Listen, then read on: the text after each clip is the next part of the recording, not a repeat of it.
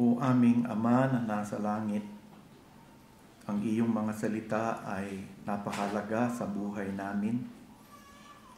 Sa pamamagitan ng iyong mga salita, Panginoon, nakilala namin kayo na iisang Diyos, tunay at buhay na Diyos, sa langit man o sa lupang ito. Sa pamamagitan ng iyong mga salita, Panginoon, naging malinaw sa amin ang aming kalagayan bilang isang makasalanan na nangangailangan ng tulong ng iba sapagkat hindi namin kayang iligtas o ayusin ang sarili naming buhay. At maraming salamat dahil sa iyong mga salita ay nasilayan namin ang isinugo mong tagapagligtas ng mga taong katulad namin na nagkasala sa inyo. Walang iba kung hindi ang aming Panginoon at tagapagligtas na si Jesus. Maraming salamat, Panginoon, dahil ang iyong mga salita ay nananatiling matatag na instrumento mo upang isulong ang buhay ng kabanalan sa aming buhay. Kaya nga't ngayong humaharap kaming muli sa pag-aaral ng iyong mga salita, tulungan mo kami na maniwala, magtiwala at manampalataya na ito ay ikabubuti namin.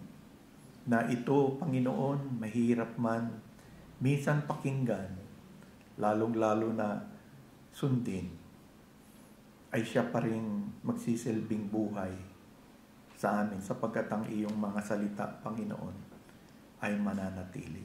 Kaya tulungan mo kami sa aming pag-aaralan sa hapong ito. At nawa sa pamamagitan nito, patuloy naming masilayan ang biyaya mo sa aming buhay sa ngalan ng aming Panginoon at tagapagligtas na si Jesus. Amen.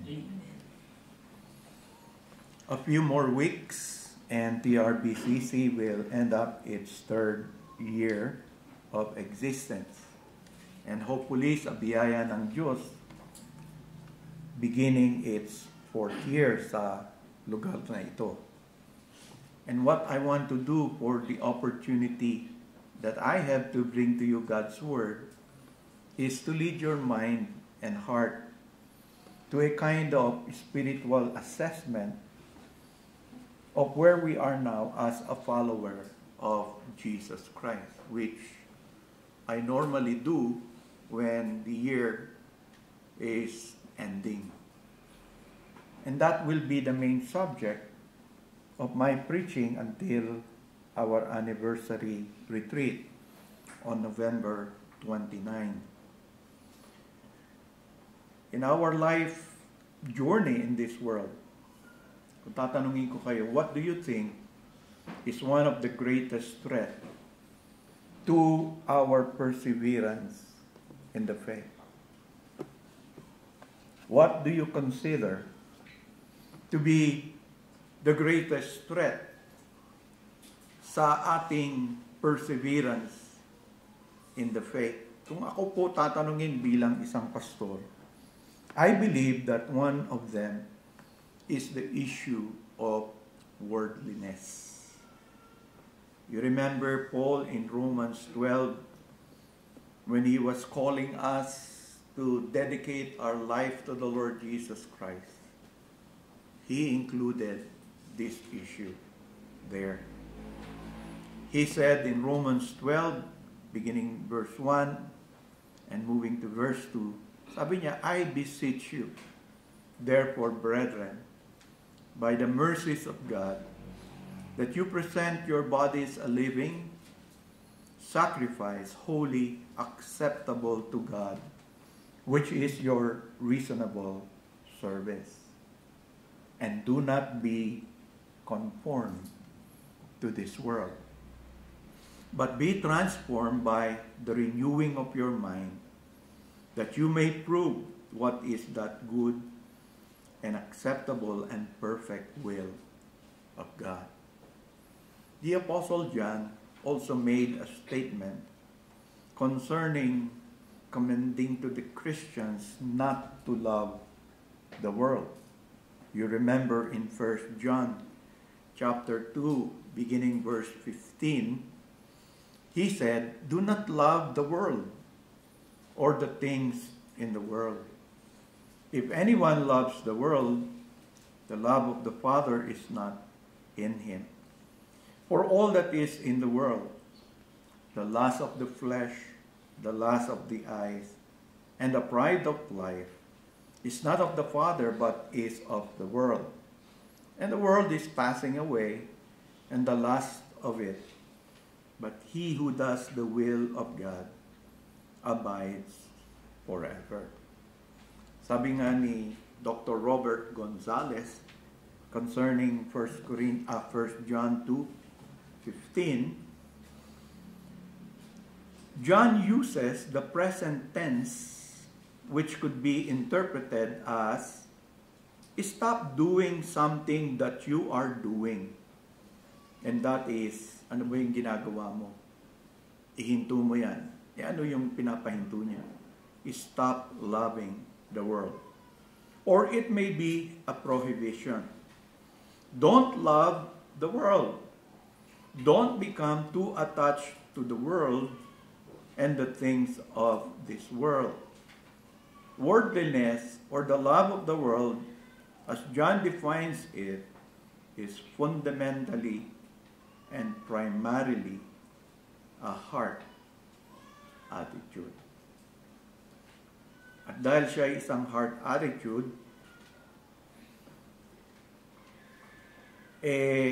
kinonsider ko siya na isang malaking problema that Christians are facing, kasi kahit nasaan ka sa mundo na ito, you're going to face it.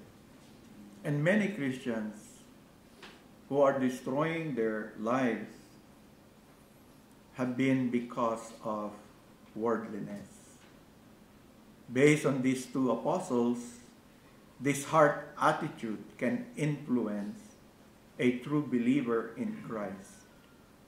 And that is why we hear them giving a negative exhortation to the Christians concerning worldliness. Do not be conformed to this world, and do not love the world or the things in the world. Kadalasan po iniisip ng marami pag worldliness, activity. May ginawa kang mga activity. Pagka ganito yung ginagawa, worldly yan ah. Pag yan, worldly yan. No. Loving is a heart attitude. It is a love. It is a heart attitude that Christians are developing toward the world, kasi araw-araw paggising mo, ganyan. Ang nangyayari? Paggising mo, you are facing this world. Ilang oras sa trabaho, sa eskwelahan, sa pag-travel mo. Kaya nga sinabi ni Paul, do not be conformed to this world, but be transformed by the renewing of your mind. So, pag hindi mo ito ginagawa, normally, hindi mo namamalayan na meron na palang worldliness na naging bahagi na ng iyong puso. There is that longing or even a beginning attachment to the things that this world cherishes. Sa mga mas nakababata nating kapatid sa Panginoon, beginning in their profession of living, ano ba yung maaaring mag-influence sa inyo ng malaki from this world? Is the pride of life. So, kaya nga, napakahalaga nito na kailangan ito yung ma-achieve mo. Kailangan marating mo to sa age na ito. Kailangan ganito yung ma-accomplish mo. Kung hindi, ano pa yung buhay mo para sa ampayan? Gusto mo bang maging ganyan ka na lang the rest of your life? And sometimes, parents who were not able to guard well the influence of the world would raise their children with the same idea. And so worldliness really is a big challenge. Kaya naniniwala ako dahil dito nga sa dalawang verse na ito na doon sa pag-meditate natin ng 11 chapters of the mercies of God, and then by these mercies in-invite tayo, nakakabit na kaagad yung isang bagay na lalaban doon sa dedicated life sa Panginoon. Ano yun? Yung hatak ng mundo sa buhay mo. Kaya mahalaga na iniisip natin ito. Sa Bible, marami tayong nakikitang mga kinilalang mananampalataya na iisipin natin, Kristiyano ba sila talaga o hindi? Sa Lumang Tipan, for example, you have Lot and you had Samson. And you would be surprised na kasi yung narration sa buhay nila medyo mahaba. Kay Lot, sabihin mo, pag binasa mo yung Genesis, na malamang hindi Kristiyano to. Si Samson, pag binasa mo sa Judges, sabihin mo, malamang hindi Kristiyano ito. And then when you go to the New Testament, you're surprised na si Samson nasa Heroes of Faith, sa Hebrews. Tapos si Lot ay binanggit din. No? At kung pupunahin nyo yung pagkakabanggit kay Lot, sa Luke 17, beginning verse 26, sabi doon, as it was in the days of Noah, so it will be also in the days of the Son of Man. They ate, they drank, they married wives, they were given in marriage, until the day that Noah entered the ark, and the flood came and destroyed them all. Likewise, it was also in the days of Lot. They ate, they drank, they bought, they sold, they planted, they built. But on the day that Lot went out of Sodom, it rained fire and brimstone from heaven and destroyed them all. Even so will it be in the day when the Son of Man is revealed. No, kung yan lang yung nabasa mo, you would say, here are two righteous men who were delivered from judgment. Two righteous men. Wala kang kawala doon. Pero pagka, sino pa to si Lot? Hinanap mo, binasa mo yung buhay niya as depicted in Genesis. Sasabi mo, righteous man ba to? Diba? Mahirapan ka, mag-struggle ka. And then, Peter, in his second letter, explicitly calls Lot a righteous man. And he tells us that Lot's spirit was grieved by the sinful conduct of the ungodly. Parang, hindi ako magagasya, Peter. Anong sinasabi mong his spirit was grieved? Pag tinignan mo yung buhay niya, wala naman siya doon sa Sodom and Gomorrah. At sinabi doon yung Sodom is talagang very sinful city during that time.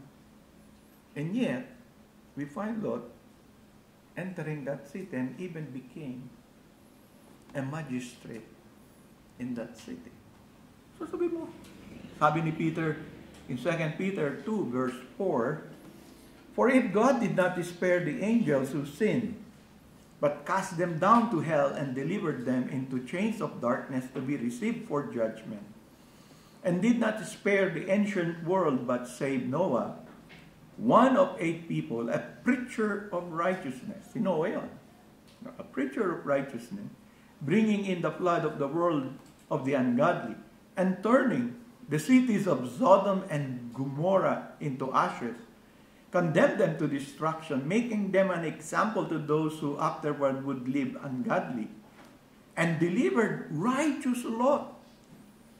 Siguro kung sinabi delivered Lot, parang madali-dali.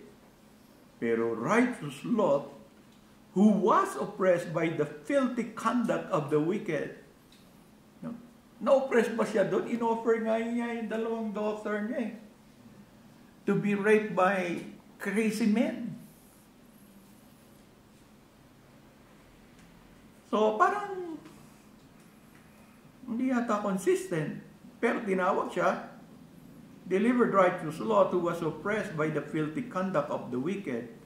For that righteous man, dwelling among them, tormented his righteous soul from day to day by seeing and hearing their lawless deed.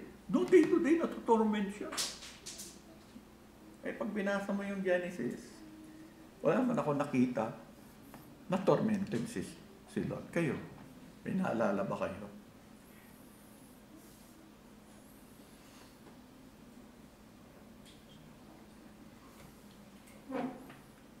Napakahirap na bahagi ng scriptures na ipinagkakaloob sa atin ng Panginoon, kaya nga nagkaroon ng malaking problema. How do you classify men like this? He is overall pictured in the Old Testament as a sinner. And yet, the New Testament clearly indicates he was a righteous man, a true saint. At ito'y nag-create ng trouble among yung mga matatalino nating mga kapatid sa kanilang isip. So there are some Christians who suggested that we should classify Lot as a carnal Christian. So, di ba siguro sa inyo, naintindihan ang ibig kong sabihin.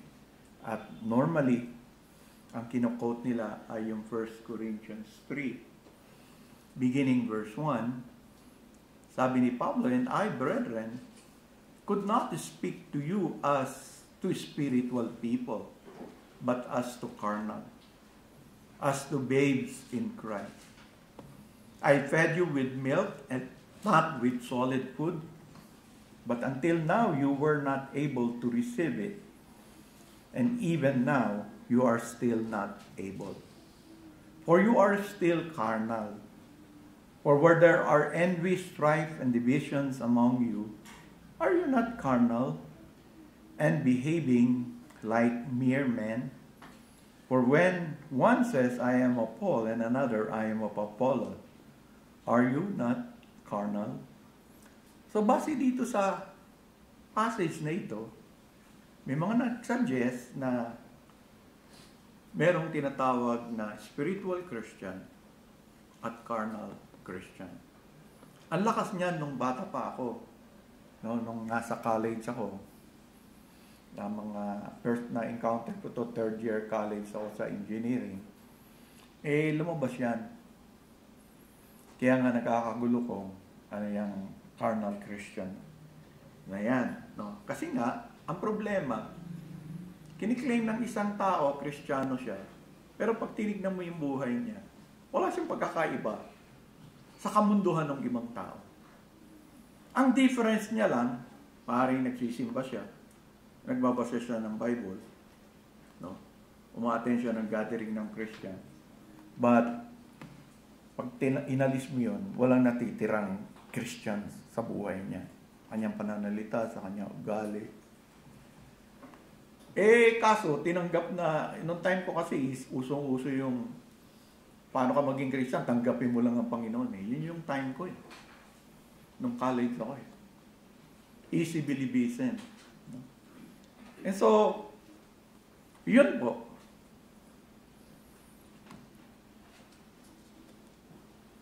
There are 3 categories. Pero kung exegete mo yung passage, that passage does not teach what they teach. Marami pong ganon. Kaya kayo, kung may ma-encounter kayo mga bagong turo, ako, pag may na-encounter ako, yung kino-quote niya mga passage to prove his point, tinitignan ko. Sa Bible, sa context, kung talagang base yun doon. And marami ako nakikita na proof texting lang. Hindi nila ginagamit properly na yung kino-quote nila, hindi naman yun yung context. It's not telling you whether there are 3, 2, or 1 kind of Christians at all. So, mga new injections. Ang daming ganyan na na-develop. Diba, yung nauso naman later, yung mga tongue speaking, yung being filled with the Spirit. No? Pero exegetically, pag pinag-aralan mo, hindi. Hanggang ngayon, may mga lumalabas na ganon. No? And where Christians differ, I cannot be dogmatic na ituro yun. Because questionable yung exegesis ng passage. Yung pinagkakaguluhan ngayon ng ibang Christian, yung Dorean principle. How would you say whether that's true or not? All you have to do is to exegete the main verses that he's using. Ang nalulungkot ako, nakikita ko, marami doon sa verse is out of context. So, maingat tayo. We won't condemn, we still love, pero, yun, ang daming lumabas. Kaya nga, yung isa, ito. Ano bang katayuan natin?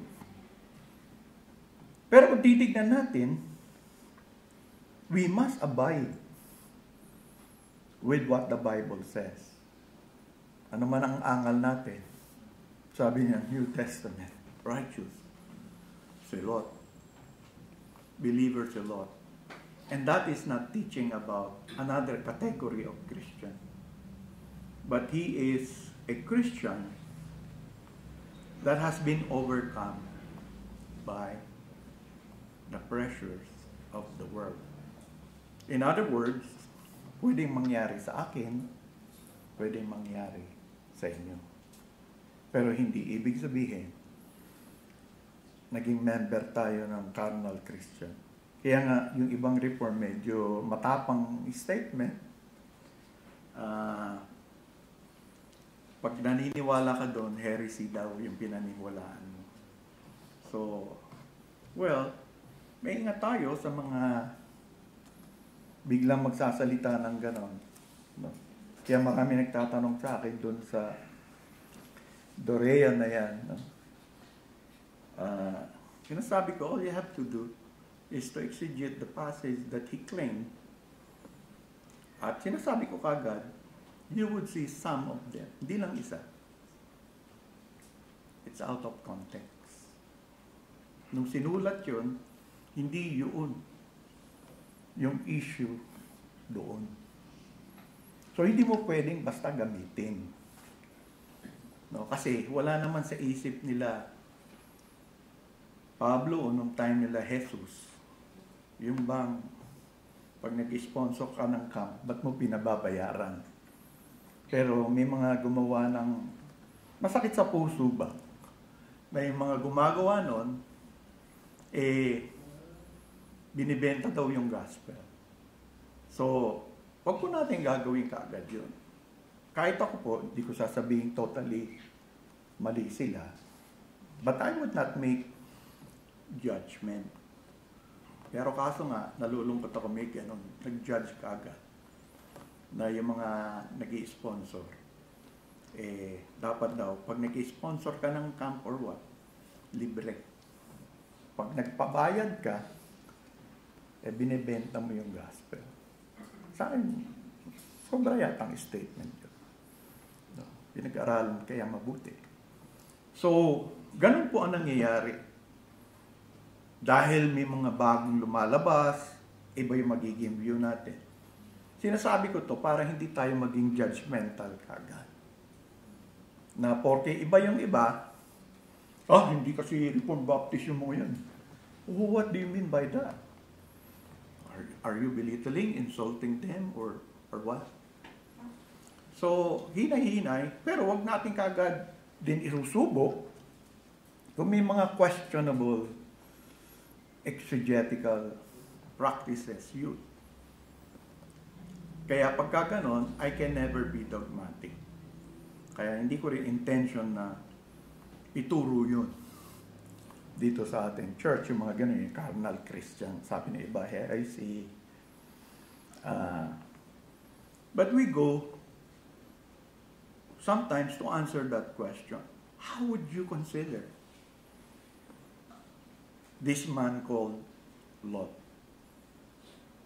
Bakit nangyari sa kanya? Ano ba nangyari sa kanya? At nagkagulo ang mga Kristiyano. At may lumabas pang panibagong katuruan. Well, kung titignan mo naman, maganda yung unang life ni Lot.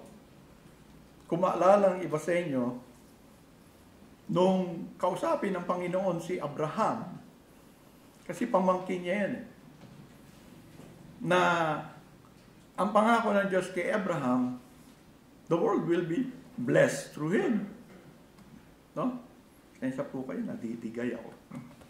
Naiipit yung ano ko. So, yun po. Makikita nyo na sabi sa Genesis 3, sumama po si Lot sa tiyuhin niya. Kasi, malamang, sinasabi ng mga scholars, naniwala siya that through Abraham, God will bring great blessing. Kaya nga sabi sa Genesis 13, si Abraham went up from Egypt, kasama siya lang, yung wife niya, tapos dinagdag, and Lot with him. Hindi nga kasama yung iba eh. But Lot was with him, going to the south. Kung titignan mo, si Abraham, mayaman siya nung time na yon, dinidescribe po dito.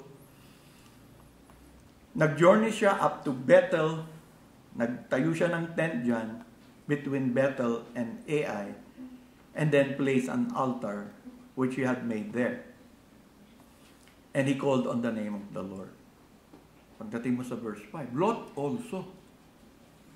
See? Lot also, who went with Abraham, mayaman din. Kaso yung lugar na pinunta nila cannot support them. Nag-away yung mga tagapag-alaga ng mga hayop nila. And so, ayaw naman ni Abraham magkaroon sila ng ganong trouble. So, you remember the story. He asked Lot to make a choice. Sabi niya, it's not the whole land before you, please separate from me. If you take the left, then I will go to the right. If you go to the right, then I will go to the left. That's weird during their time. Kasi ang priority parati, nandun sa elder. Pero si Abraham, very generous man. And Lot lifted his eyes and saw all the plain of Jordan, that it was well watered everywhere, before the Lord destroyed Sodom and Gomorrah. Like the garden of the Lord, like the land of Egypt, as you go toward Zoar. Then Lot chose for himself all the plain of Jordan, and Lot journeyed east. And they separated from each other. And Abram dwelt in the land of Canaan, and Lot dwelt in the cities of the plain, and pitched his tent, even as far as Sodom. So, like us, like Lot, we always face choices. Various choices in life. I believe na isa sa nag-destroy sa kanya is that Lot is making choices apart from what God has made known to him. Tayo din. Nadidisgrasya ibang Kristiyano because tinitreat nila yung mga opportunities, yung mga choices na lumalabas sa kanilang buhay na parte lang ng buhay. And sometimes, dahil wala namang sinasabing sin, wala namang involved na sin, so they just make choices without being governed by what God has already given. Halimbawa, di ba, yung simpleng nakukommon natin, if you're looking for a church, you have to look for a church where you must consider you're able to go there. Di ka masyadong mahirapan. Diba? Paano kung tumanda ka na? O bibili ka ng bahay?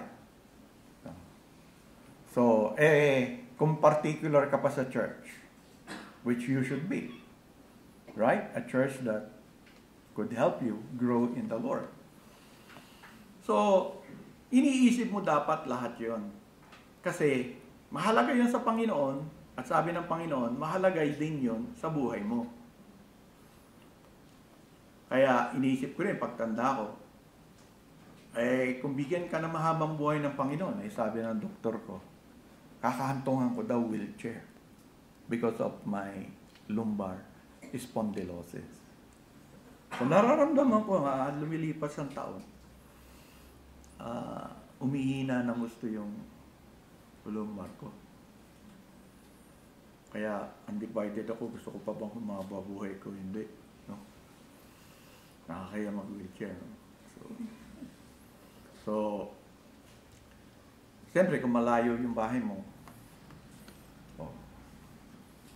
kung wala kang sasakyan, paano? So, yun yung, pero masyadong advance yun. Diba? So, dapat iniisip mo ring mabuti. O kung mag-asawa kayo, paano kung magkaanak kayo? Nakakapagsimba ka pa ba? Ang layo ng tinitiran mo. So many things might suddenly change and destroy you in the end. Walang Reformed Baptist doon, napapaligiran ka lang ng puro Armenian na church. And in the end, susubo mo yun. And in the end, dahil exposed ka na sa turo ng easy believism, ganun ka na rin. I've seen many that I know in the Reformed Baptist faith na nang umalis sila dahil lumipat sila. Hindi mo sinasabing tayo lang yung tama. But for every action, decisions that we make, may consequences yun. Dito, tila hindi priority. Doon po kasi sa binigay na description sa atin, kailangan maipaliwanag ko sa inyo para malaman ninyo na nung sulat ito ni Moses, nagbibigay siya ng clue. Bakit nagkaganon? Later on si Lot. Halimbawa po, hindi ko alam kung naalala nyo pa. Binabanggit dito na yung pinili niya ni Lot is east. Lot journeyed east. Bakit sinasabi pa yung mga ganoon?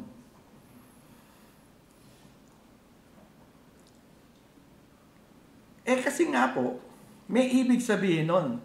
Movement, pagka nag-aaral ka ng biblical theology, Old Testament, movement in an easterly direction connote a movement away from God.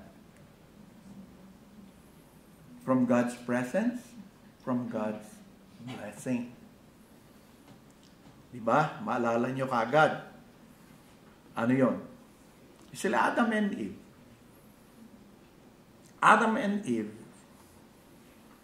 in Genesis 3, God drove them out of the garden and placed the cherubim to guard the entrance into the garden at the east border.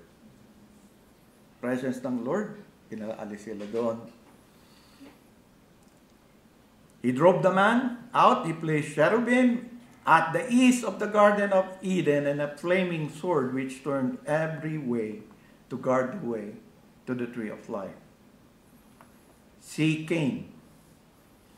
Genesis 4:16. Then Cain went out from the presence of the Lord and dwelt in the land of Nod on the east of Eden.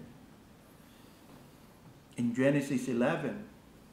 Now the whole earth had one language and one speech. And it came to pass, as they journeyed from the east, they found a plain in the land of Shinar, and they dwelt there. You see, Old Testament biblical theology says movement in an easterly direction usually connote a movement away from God's blessing and God's presence. And when you begin to study the life of this man, ganun nga nangyari. He was not merely. And secondly, yung sinasabi ni John, the lust of the eyes, binanggit po dito. So, nung pinapili siya ng Diyos, tignan nyo yung description. Lot lifted his eyes and saw all the plain of Jordan. And it was what? Ano yung nakita niya? Well-watered everywhere. Before the Lord destroyed Sodom and Gomorrah. Pero may tinugtong. Ano yung ibig sabihin ng dugtong? Like the garden of the Lord, like the land of Egypt. Diba? Pag sinabi mong garden of the Lord, parang ganda eh. The Lord yung naglagay ng garden eh. So sa mata, attracted siya doon. Kaya alam natin, doon din na-destroy si Eve. Diba? Saan siya inakit? Nung Diablo. Diba? Tinitigan niya yung pinagbabawal na fruit. No? Hindi po mansanas yun, ano? So, yung fruit na yun. No? Pag portelia yun. Fruit! Oh, diba doon siya nahulog? Yun din ang ginamit na language. Kung maalala nyo pa, doon sa Genesis na yun. No? Paano yung sa Egypt? Di ba walang ginawa itong yung first generation, yung mga magulang nila, kasi ang kausap dito, second generation eh. Nakuha niyo, mga anak to. Pero alam nila, yung dinanas nung kanilang mga magulang, alam nila kung anong dahilan. Ano ba problema ng mga first generation? Di yung angal nila, the best summary is Exodus 16 verse 3. The children of Israel said to them, "Oh, that we had died by the hand of the Lord in the land of Egypt, where we sat by the pots of meat when we ate bread to the full, for you have brought us into the wilderness to kill this whole assembly with hunger." Para bang, diba? Masarap mamatay ng busog. Kasi pag namatay kang gutom ka, kahit anong gawin nilang isara yung bibig mo, nakaganon ka. Yung mga nakangiti, namatay ng busog yun. Yan nakanganga, nagutom yun. So, di ba, pag pinasa mo, "Oh, that we had died by the hand of the Lord in the land of Egypt, when we sat by the pots of meat, and when we ate bread to the full." So, how do you want to die? Pero isipin mo, marinig mo yan sa mananampalataya. Diba? Inelevate na lang gusto. Kasi, they were all, what? Making great importance of lahat ng senses natin. Hindi lang eyes, yung taste and everything else. So, isa yung sa clue kung bakit nagito. Kaya, sinabi kaagad ni Moses, nung pinapapili, pinili niya. Pero meron kang hindi pinili pag may pinili ka. Ayan mga Kristiyano, hindi iniisip. Pag may pinili ka, meron kang hindi pinili. Dapat isipin mo, ano yung hindi mo pinili? Ano yung hindi nila pinili? Si Abraham. Lot knew God's blessing was with Abraham. That's why, later on, i-describe sa atin, bagamat yung pinili ni Lot sa kanyang paningin, talagang fruitful land. Tapos, yung naiwan kay Abraham, parang hindi. Pero ang sabi ng Lord sa kanya, every part of the land that your foot will trod, I will bless. Wow. Sa unang tingin mo, bare. Wala. Pero later on, what happened to Sodom? Hindi na mataniman. Wala. Bino mo, paano? Pagpalagay mo, nabuhay siya doon. Pinarusahan ng Panginoon. Inapuyan. Naluto yung lupa. Hanggang ngayon po, sinasabi ng mga archaeologists, wala mabubuhay doon. Kasi nga, sulfur may paano noon? Hindi ako gardener, hindi ko alam kung may nabubuhay sa ganyang uri. Wala. Kabaligtaran. You see? Kasi nga, nagre-refer lang siya doon sa nakikita niya. Hindi ba siya natuto doon sa kwento about what caused the fall?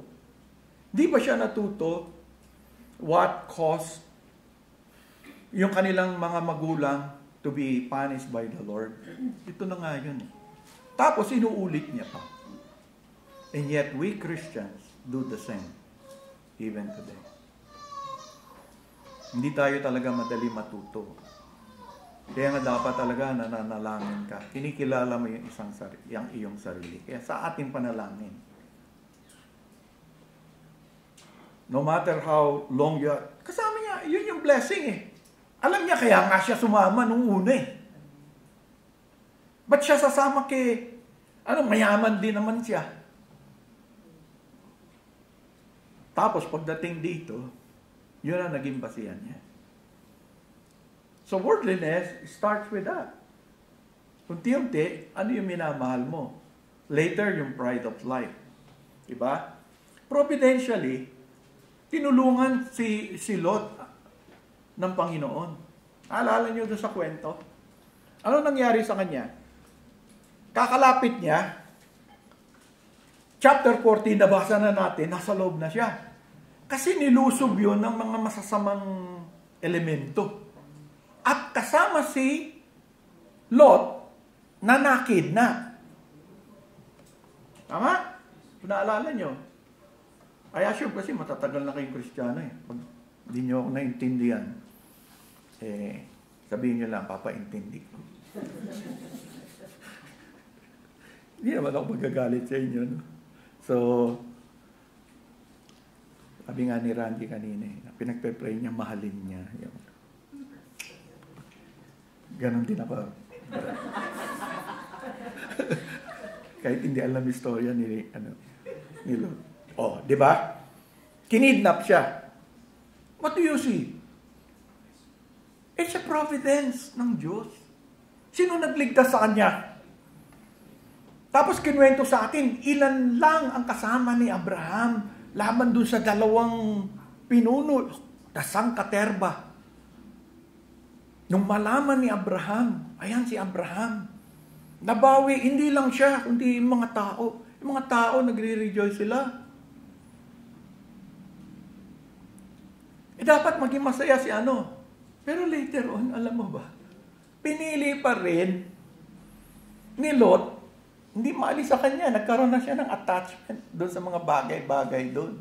Hanggang sa one day, pinapakita doon si Lot na kaupo doon sa gate. Pag nakaupo ka sa gate, magistrate ka. Kaya nga, yung mga anghel, nung pinapalabas sila, kailangan pang kalad ka rin sila.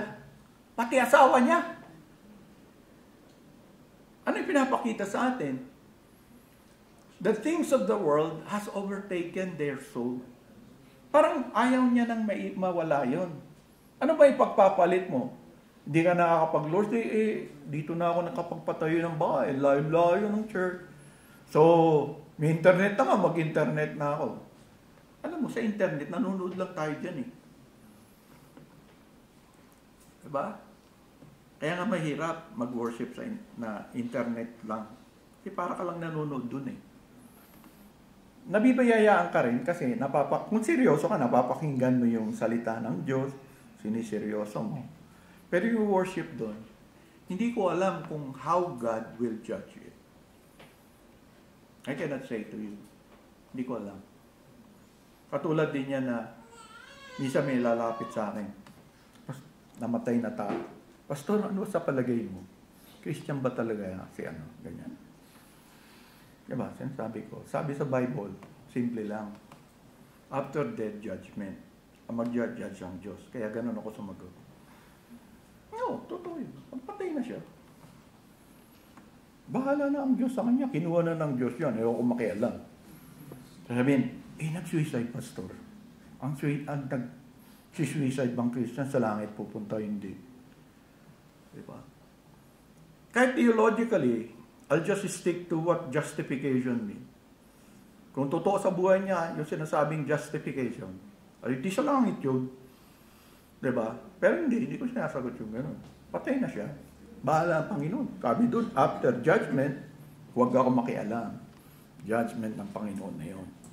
Bahala ng Panginoon sa kanya. And the judgment of the Lord is right and just. So, huwag tayong makialam. Diba? Pero kung buhay pa, katulad nito, buhay pa si Lot, nabuhay siya, binuhay siya ng Panginoon. Yun na nga yung pagkakataon na tinulungan siya ng Lord na makaalis. At sumama na lang, pero mo niligtas siya ni Abraham. Hindi ka ba sasama doon? Diba? Patotoo ito ng Panginoon na pinupuri nga siya ng mga tao eh. Dahil sa ilan lang sila, pero so obvious, dinidisplay ng Lord yung glory niya. Dinidisplay ng Lord na yung blessing niya nandito sa tiyo mo. Pero kung pinili ni Lot, yun pa rin.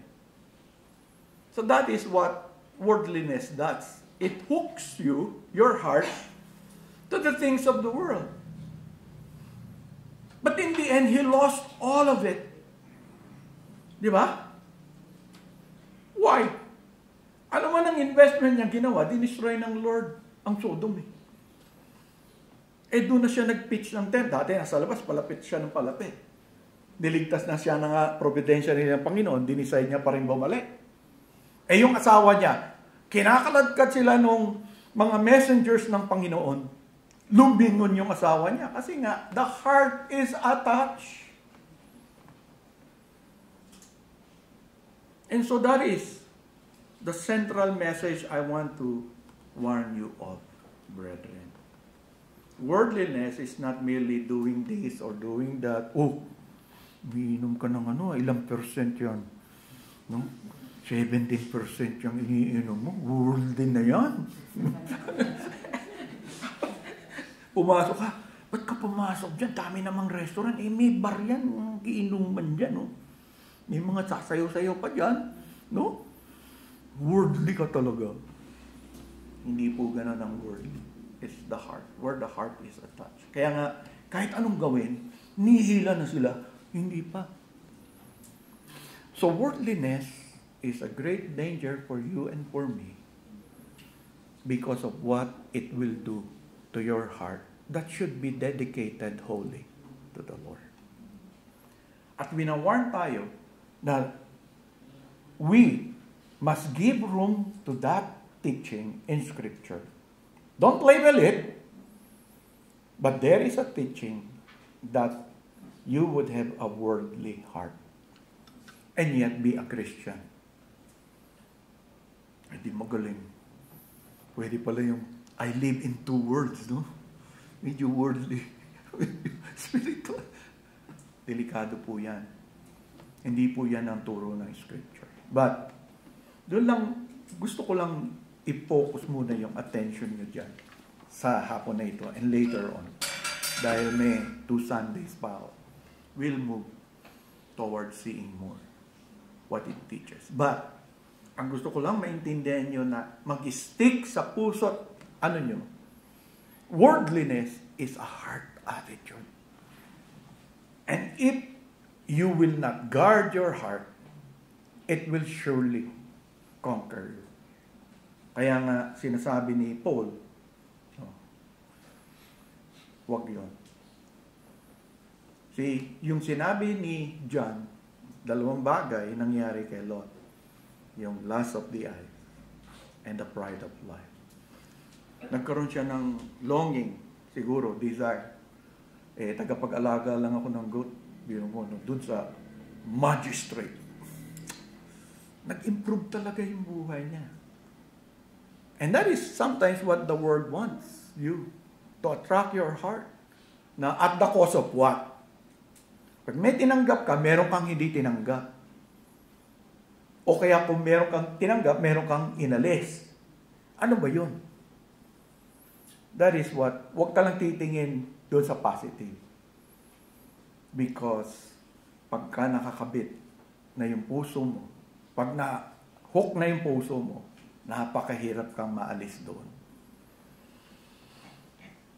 Kaya nga pagka pastor ka, pagka nakausap mo yung member na ganyan, mahirap.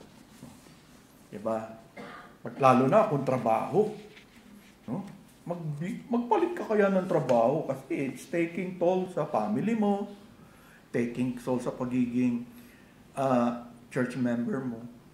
Sa papayag, pinag-irapan niya, asenso na, manager na.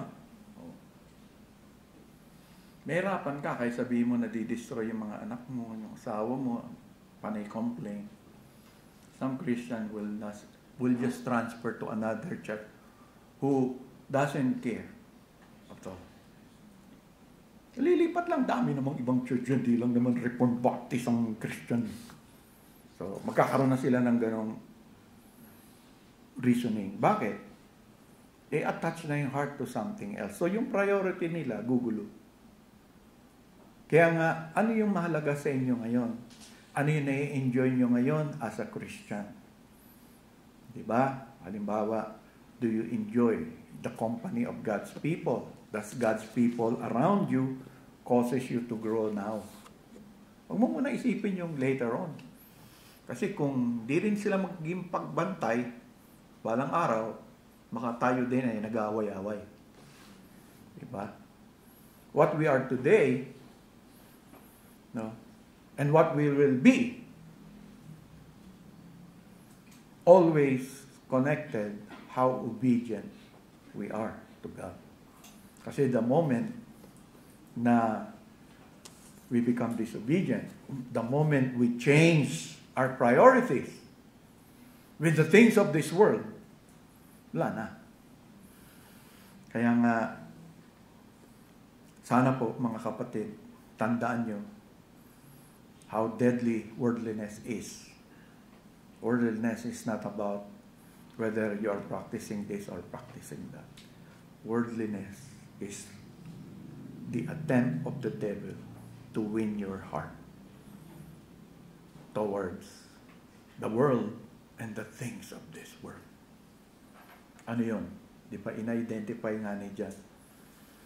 The lust of the eyes, the lust of the flesh,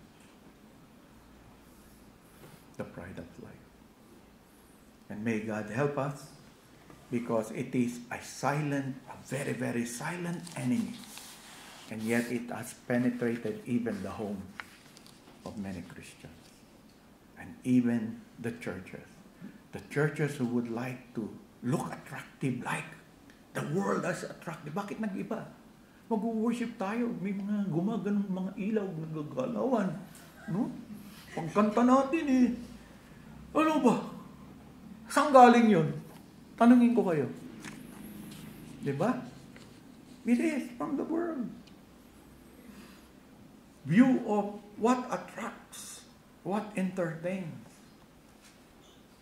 Sabihin nyo, yung church hindi napasok, nandun na siya. Nandun na. And how I pray that the Lord will spare us. But remember, worldliness is a heart attitude. Where is your heart right now?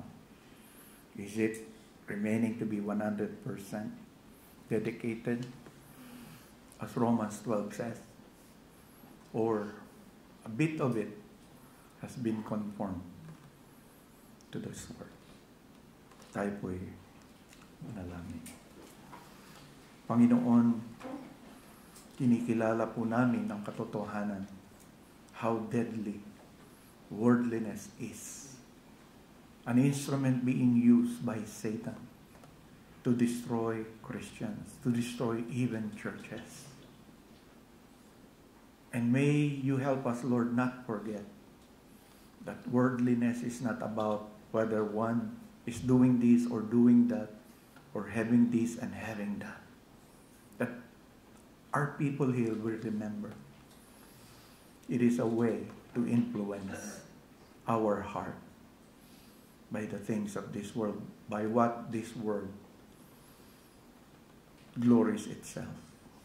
Oh, help us, Father, to remain faithful to your Son, the Lord Jesus Christ, to remember the great mercies that you have given and we have experienced as your people. Enable us, Lord, not to exchange it with anything from this world, because everything in this world will perish. Everything that Lot has worked for, it all perished. It's all gone. Even his wife.